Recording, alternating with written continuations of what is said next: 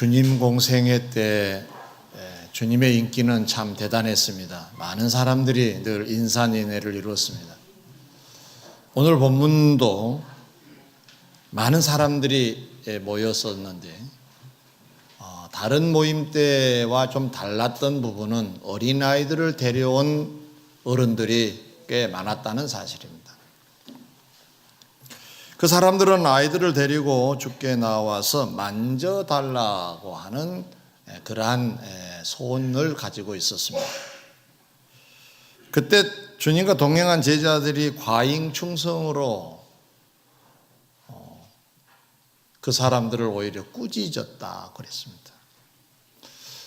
그 장면을 목격하신 예수님께서 꾸짖는 제자들을 오히려 또 꾸짖으셨다 그러시면서 교훈을 주신 내용, 그리고 난 후에 아이들을 안고 안수하시고 축복하셨다라고 하는 것이 본문의 전체 내용입니다.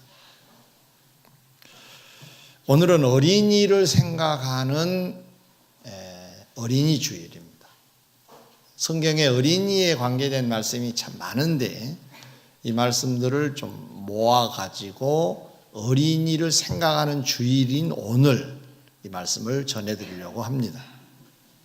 자, 그러면 주님께서 직접 그 어린이들을 상대하시고는 어떤 입장을 가지셨는가? 사람들이 꾸짖는 것을 꾸짖으시고 그런 것까지는 우리가 좀 뒤로 놓고 직접 어린아이들에 대한 주님의 입장은 뭐였었느냐?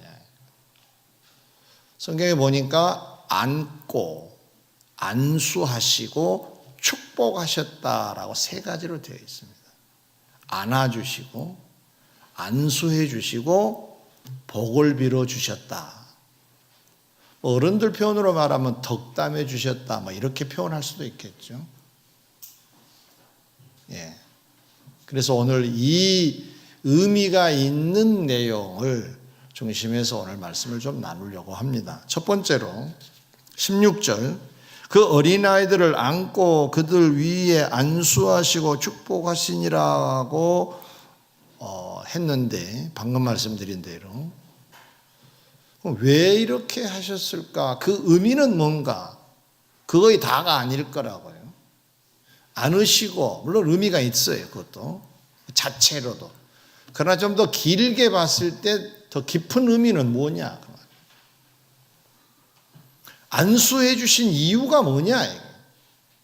축복해 주신 이유가 뭐냐? 한마디로 요약하면 그들이 잘 되기를 바라셔서 그러셨던 거예요.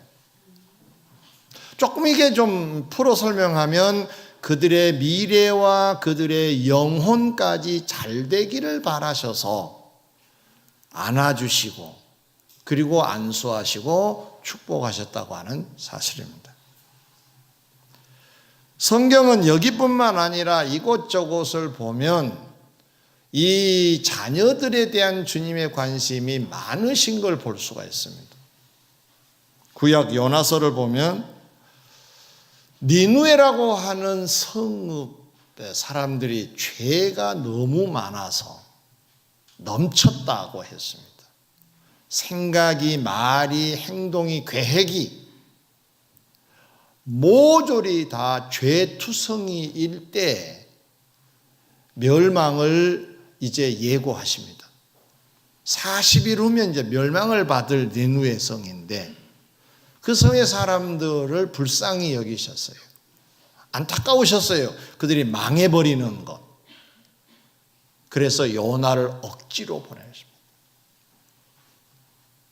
그 요나를 보내서 니느웨 사람들이 죄의 심각성을 깨닫고 하나님께로 돌아오기를 바라는 입장이셨던 거죠. 결국 거기에도 보면 자녀들 또 그 사람들이 멸망받는 것을 안타까워하셨다는 것을 알 수가 있어요. 성도 여러분, 주님은 우리뿐만 아니라 우리들의 자녀들도 이 땅에서 잘 되기를 바라시는 분이신 줄 믿습니다. 우리만 잘 되는 거 원치 않으시고요. 우리들의 가족들도 잘 잘 되기를 하나님은 바라신다는 거예요. 그래서 주님은 친히 그들에게는 말씀을 선포하셔서 복된 길을 안내하셨고, 그리고 아이들은 잘 모르니까 안아서 안수하시고 축복까지 해 주셨다는 사실입니다. 한마디로 요약하면 잘 되라.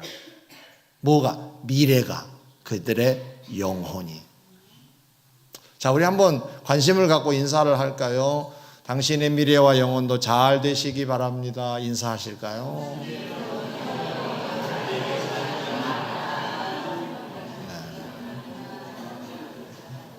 그것이 성경에서 말씀하신 대로 표현하면 축복하는 겁니다. 그 축복을 빌면 그 사람에게 간다 그랬습니다. 그런데 만약에 받을 수 없으면 그 복은 우리들에게도 온다 그랬습니다.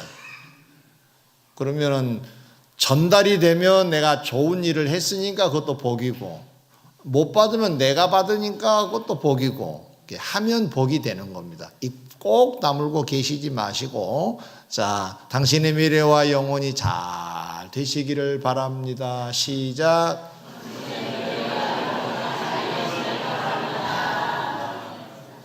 잘 되시기를 주의 이름으로 축원합니다.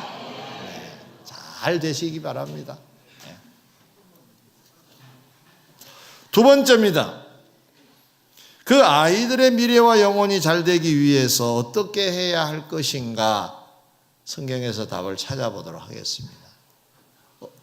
첫 번째입니다. 마가복음 10장 13절에 보니까 사람들이 예수께서 만져주심을 바라고 어린아이들을 데리고 오매 그랬어요. 부모, 할머니, 할아버지 이런 사람들이었겠죠. 바로 이들이 데리고 온 아이들에게 안수하시고 축복하셨으니 우리가 해야 될 일이 뭡니까? 데리고 와서 주님 앞에 두는 거죠. 이거 이제 우리 몫이죠. 자녀들을 데리고 와서 주님 앞에 둘 때 주님이 안아주시고 안수하시고 축복하실 거 아니에요. 그럼 주님이 하시는 일이 있으시고 우리가 할 일이 있다는 말이잖아요. 데리고 오는 일은 우리 몫입니다. 우리로 말하면 우리가 오는 것이 우리 몫입니다. 나머지는 주님이 하실 거예요. 그런데 아이들이 잘 되기를 바라서 주께로 데리고 왔는데 장애물이 하나 생겼어요. 시사한 바가 큽니다. 주께로 왔는데, 누군가가 데리고 내가 교회를 왔는데 순탄하지 않을 수 있다라는 교훈이기도 합니다.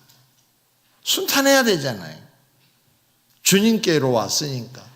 조심스럽게 왔는데, 또 데리고 왔는데, 어떤 사람은 오자마자 상처 입어서 다음 주에 안 나온 사람도 있습니다.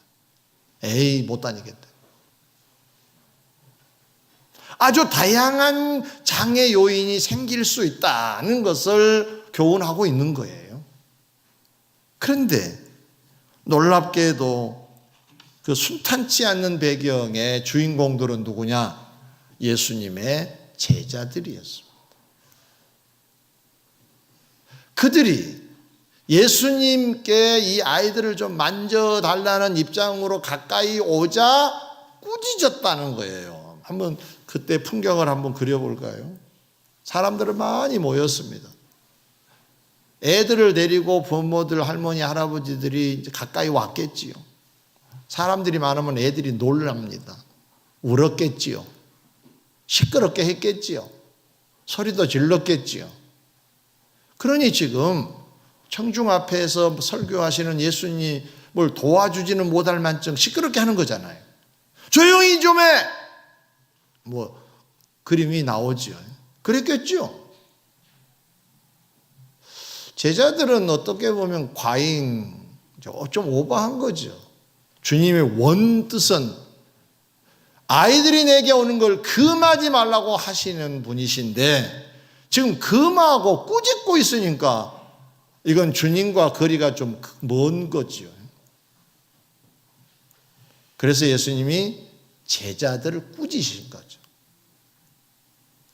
데리고 왔다라고 하는 게 굉장히 중요합니다. 아이들을 데리고 온 사람들 입장에서 보면 황당한 일일 수 있어요. 교회라고 찾아왔는데 교회 오래된 다니는 사람 때문에 교회를 나오기가 싫어졌다. 그럴 수 있는 거잖아요. 제가 아는 분도 교회 가기 싫어요. 왜요? 먼저 믿는 사람들 때문에 상처를 입었다. 나는 많이 만나보았습니다. 누구 꼴 보기 싫어서 교회 못 나와요. 혹시 나요? 그러니까 목사님은 아니고요. 네. 참 다행이지요. 그러나 가끔 생각해 봅니다. 혹시 나 때문에 늘 돌아보지요. 여기서 한 가지 짚고 갈까요? 교회라고 하는 공동체, 예수님으로 말하면 당시 청중이 모여 있는 곳이잖아요.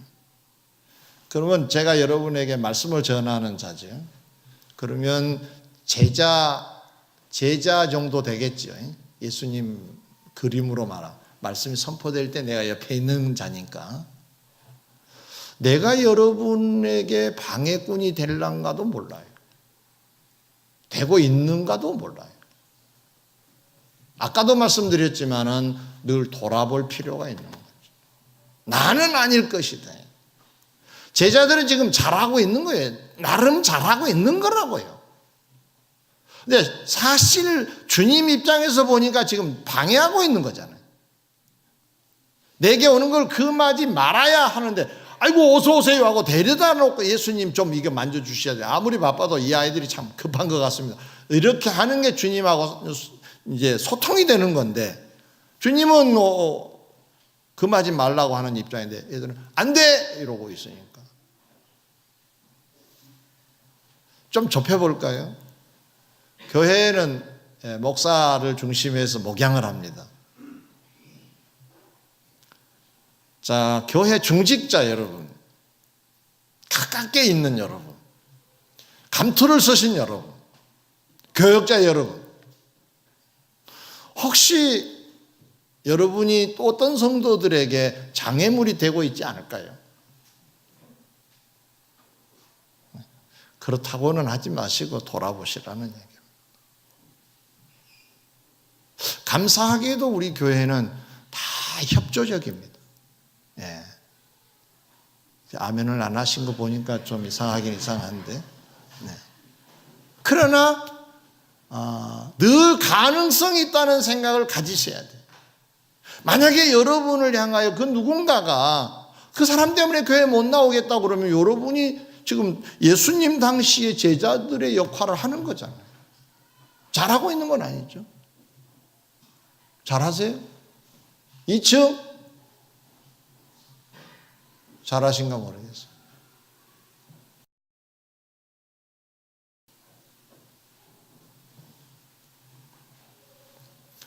주님의 제자들은 최측근입니다. 교회 측근이라고 여기시는 여러분, 목사를 매우 가깝게 하고 있는 여러분, 교회를 교회되게 하는데 일조가 되지 아니하고 혹시 교회 오는 사람들을 힘들게 하는 우리들의 언행이라면 늘 삼가해야 되지 않겠냐는 거죠. 다시 본문으로 돌아갑니다. 13절에 그 어린아이들을 데리고 오매 그랬죠. 어른들이, 사람들이. 근데 데리고 왔다. 이게 원어로 한번 봤어요. 이게 도대체 어떤 좀 더 깊은 의미는 없을까 싶어서. 네. 프로세페론이라고 하는 헬라 말로 써졌는데요. 이 말은 그 시간 이렇게 그 시제형으로 만약에 말씀을 드리면 미완료 과거형이라는 형태의 글이에요. 설명해 드릴게요. 언제부터 인간은 몰라도 그 과거에 시작한 일이 아직 완료되지 않았을 때 쓰는 단어, 입니다. 미완료 과거형이라는 말은. 언제부터 시작을 했어요. 그런데 아직 끝나지 않는 일, 지금도 진행하고 있는 일. 그럼 이걸 풀어볼까요? 이런 의미를 가지고 이 본문을 이렇게 조명해 보면 이런 말입니다. 오늘이 처음이 아니고 이전에도 데리고 왔다, 그런 말입니다.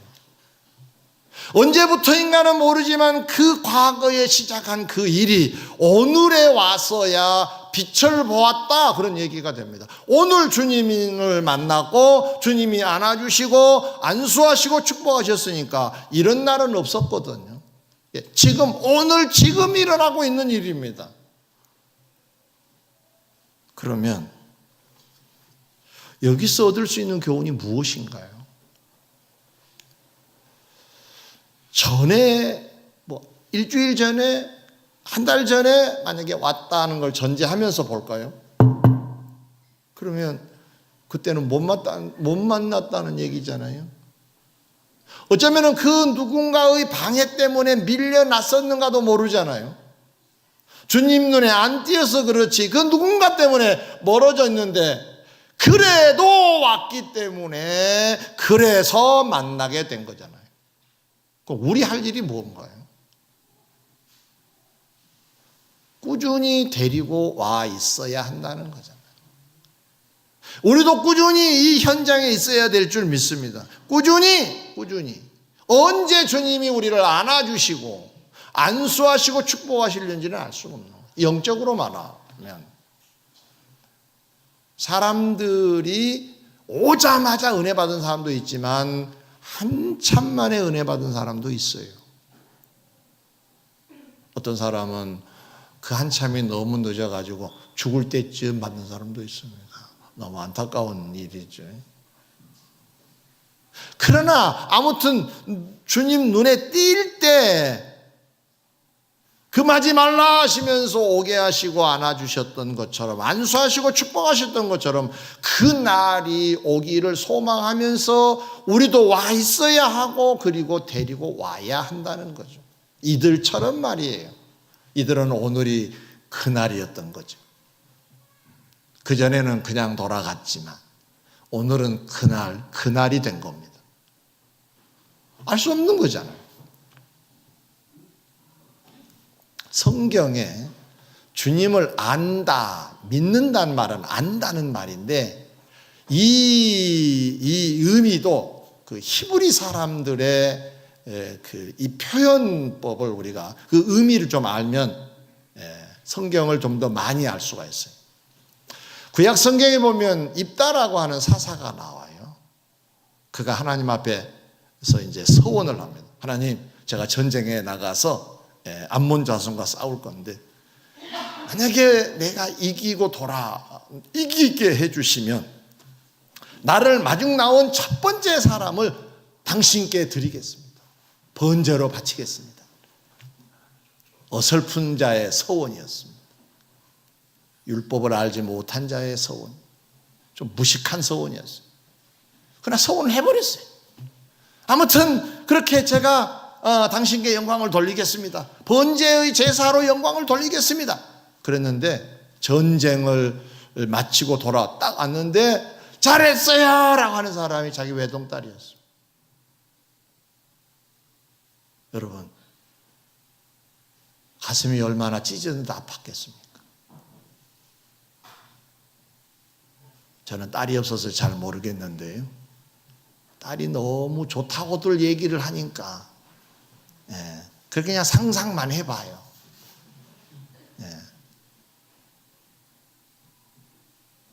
근데 그 딸을 이제 죽여서 번제로 바쳐야 되잖아요. 그때 그 딸을 설명하기를 성경은 이렇게 해요. 그는 사내를 알지 못한 자였다 그랬어요. 아니 다 컸는데 아버지가 뭔가 서운한 것 같으니까 아버지 내 생각하지 마시고 아버지가 하나님 앞에 약속하신 것은 지키세요. 한 달 정도면은 상당히 컸단 얘기잖아요. 근데 뭘 사내를 몰라요? 남자네 여자네 알죠? 네, 그런 의미로 안다라는 표현을 그들은 쓰지 않아요. 그들은 쉽게 말하면 결혼하지 않는 처녀였다, 그런 뜻이에요. 그럼 안다는 말은 무슨 말이냐? 체험적이지 않는, 경험적이지 않는 것을 말하는 거죠. 그럼 하나님을 안다라고 하는 말도 체험적이고 경험적일 때 안다, 믿는다고 할 수가 있는 거죠. 그냥 와 계시면 주님을 만나셔야 됩니다. 그 만나심이 체험적이어야 한다는 거예요. 어떻게 하면 체험적일까요? 성경도 좀 많이 보시고요. 어떤 분인가를 좀 보셔야 될 거 아니에요. 그냥 교회만 오지 마시고. 그리고 순서야 어찌됐든지 간에 기도라고 하는 것은 자식이 아버지에게 부탁하는 거라고 하니까 나도 뭔가 좀 이게 체험이 됐으면 좋겠습니다 하고 이걸 기도라고 그러잖아요. 해서라도 좀 이게 뭔가 좀 확신적인 거 있어야 되지 않을까요? 그 자리까지 이르도록 와 있어야 한다는 얘기입니다. 제 말씀은. 그리고 아직도 우리 자녀들이 저 밖에 있으면 데리고 오매의 현장이 돼야 된다. 데리고 오매. 오늘도 허탕치고 돌아갈란가 모르지만 데려다 놔야 한다. 그런 말입니다. 언젠가는 그날이 오지 않겠냐는 거죠.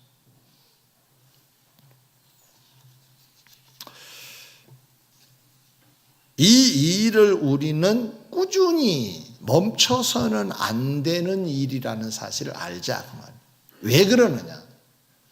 주님의 관심이 늘 지대하시니까 그렇습니다. 누가복음 23장 26절 이하에 보면 주님이 십자가를 지시고 골고다 언덕으로 올라가세요. 많은 백성이 그 뒤를 따랐어요. 구경궁도 왔겠죠. 예수라는 분이 죽는단다. 가보자. 예수님께 은혜 입은 사람들도 따라왔겠지요. 그 무리 중에 상당히 많은 무리에 해당되는 여자들이 있었습니다. 여자들이 남자들보다 감수성이 대단하잖아요. 울며 불며 따라옵니다. 주님이 돌아가신다니. 통곡을 하면서 주님 뒤를 따르고 있었습니다. 병정들이 끌고 가자. 어쩔 수가 없으니까 그냥 따라만 가는 겁니다. 십자가에 돌아가실 주님.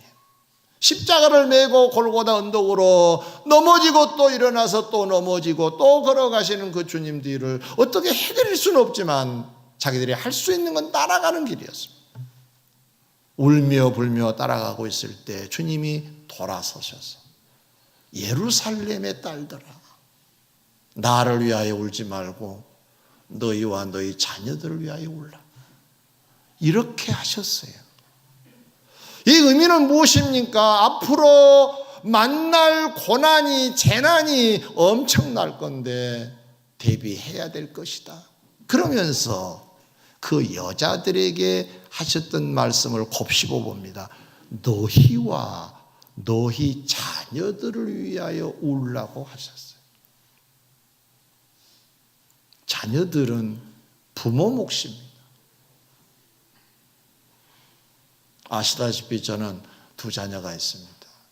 대학 졸업시키면 다 끝난 줄 알았더니 안 끝났습니다. 결혼시키면 끝난 줄 알았더니 안 끝났습니다.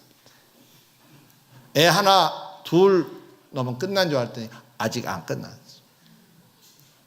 어떤 분이 얘기하더라고요. 평생에 갈 거라고. 그게 부모 몫이라고 한다면 마땅히 그 짐을 져야죠.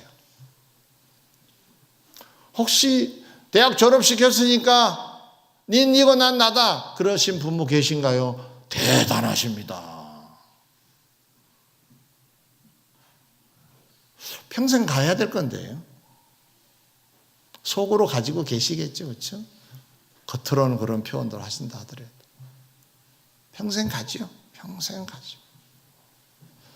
성경에 주님이 말씀하십니다. 자녀들을 위하여 울어라.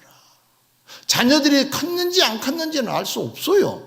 그러나 지금 따라온 여인들을 향하여 하신 말씀, 너희 자녀들을 위하여. 큰 자녀도 있지 않았을까요? 다 컸으니 네 알아서 해라. 그건 아닌 것 같습니다.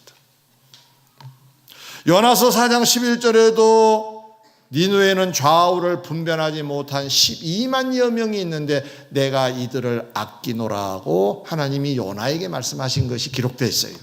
아낀다라는 말씀. 오늘 본문뿐만 아니라 이렇게 누가복음이나 요나서를 보면 자녀들에 대한, 좌우를 분변치 못한 자들에 대한 관심이 늘 주님께는 있으시다는 사실입니다. 사랑하는 성도 여러분,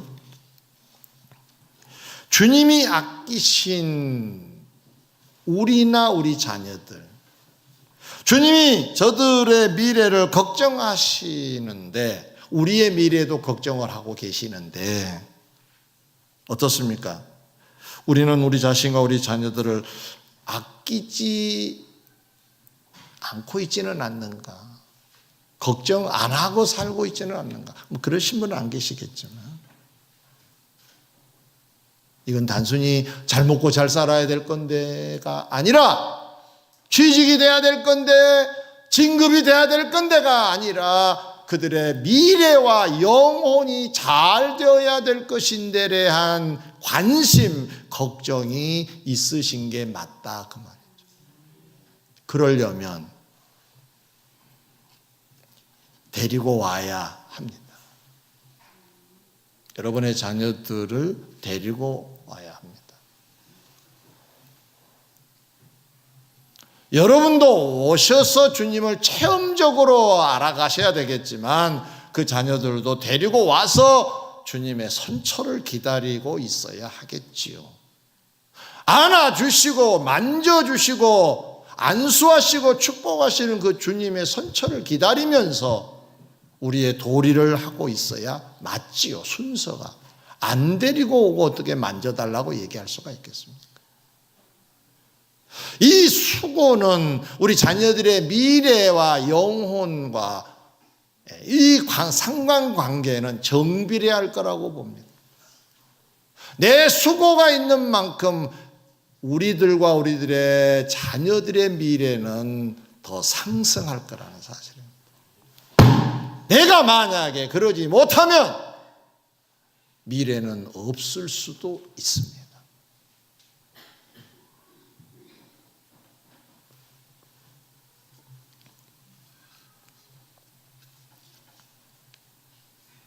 우리의 열심, 우리의 노력, 우리의 애씀이 결국 우리들과 우리들의 자녀의 미래를 결정한다고 한다면 기꺼이 장애가 있다 하더라도 극복하고 나아가야 되지 않겠냐는 거죠. 조그마한 시험거리가 있다고 포기하고 실망하고 좌절하고 그러면 주님을 깊이 만나는 기회는 없을 거예요. 만약에 본문에 소개된 그 사람들이, 제자들이 꾸짖었을 때에 속상해가지고 예수님이 오너라라고 해도 토라져서 가버렸다고 가정을 합시다. 그러면 못 만났겠죠. 그렇죠. 자, 그럼 두 번째 말씀 드리고 마칩니다. 에베소 6장 4절을 우리가 읽었습니다. 또 아비들아 너희 자녀를 노엽게 하지 말고 오직 주의 교훈과 훈계로 양육하라고 하셨습니다. 주의 교훈과 훈계로 양육하라. 이거 많이 들어보셨죠? 우리가 신경 써야 될 부분이 가르치고 일깨우는 교훈, 타일러 주의시키는 훈계, 그거 해야 되죠. 하고 계시죠.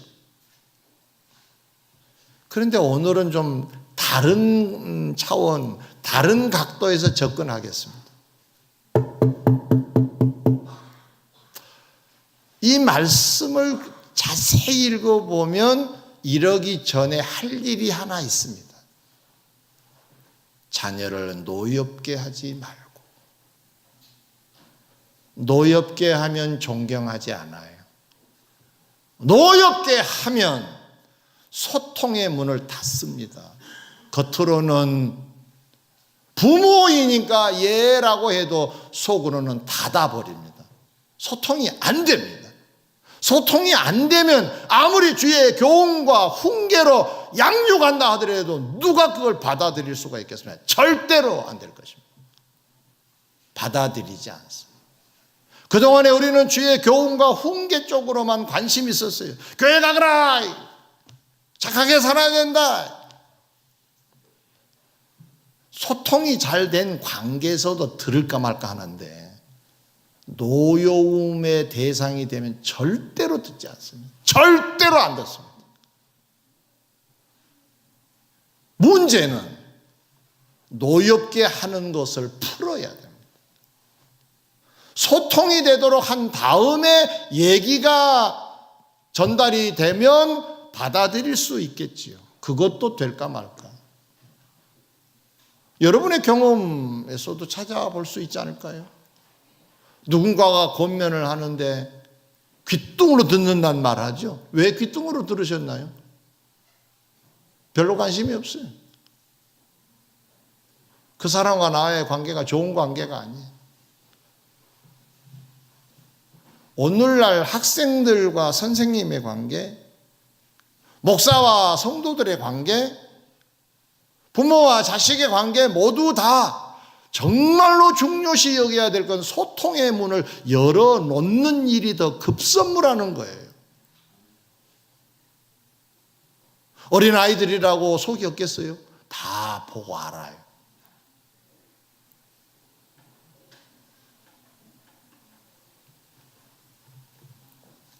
성경의 위대한 인물들 배후에는 놀랍게도 그 배우자들이 있었습니다. 아내가 있거나 부모가 있거나. 사무엘, 그의 어머니 한나가 있었죠. 디모데, 외조모 할머니입니다. 로이스, 어머니 유니게가 있었습니다. 세례요한 배후엔 아버지 사가랴와 어머니 엘리사벳이 있었습니다. 이들의 경건한 생활, 의롭게 살려고 하는 생활, 기도하는 생활이 결국 생활이 교제가 된 셈이죠.